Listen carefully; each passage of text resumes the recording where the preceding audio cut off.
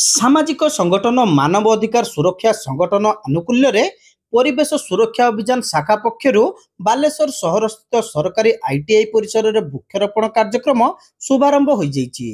ବାଲେଶ୍ୱର ସାଂସଦ ପ୍ରତାପ ଚନ୍ଦ୍ର ଷଡ଼ଙ୍ଗୀ, ବାଲେଶ୍ୱର ଜିଲ୍ଲାପାଳ ସୂର୍ଯ୍ୟବଂଶୀ ମୟୂର ବିକାଶ ଏବଂ ଜିଲ୍ଲା ପରିଷଦ ମୁଖ୍ୟ କାର୍ଯ୍ୟନିର୍ବାହୀ ଅଧିକାରୀ ବିଶ୍ୱଶ୍ରୀ ନାୟକ ପ୍ରମୁଖ ଏଠାରେ ଗୋଟିଏ ଲେଖାଏଁ ଗଛ ଲଗାଇ ଏହି କାର୍ଯ୍ୟକ୍ରମର ଶୁଭାରମ୍ଭ କରିଥିଲେ।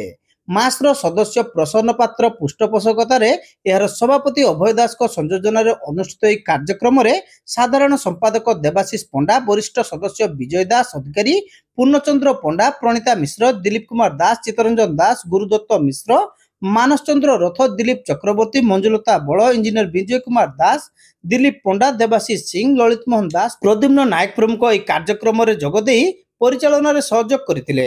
ଆଇଟିଆଇର ଅଧ୍ୟକ୍ଷ କାନ୍ଦନ ମାଝୀ, ଟିଓ ଦୀପକ କୁମାର ମୁଦଲି, ଏଟିଓ ଶ୍ୟାମ ସୁନ୍ଦର ଜେନା ପ୍ରମୁଖ ବୃକ୍ଷରୋପଣ କାର୍ଯ୍ୟକ୍ରମରେ ସମସ୍ତ ପ୍ରକାର ସହଯୋଗ କରିଥିଲେ।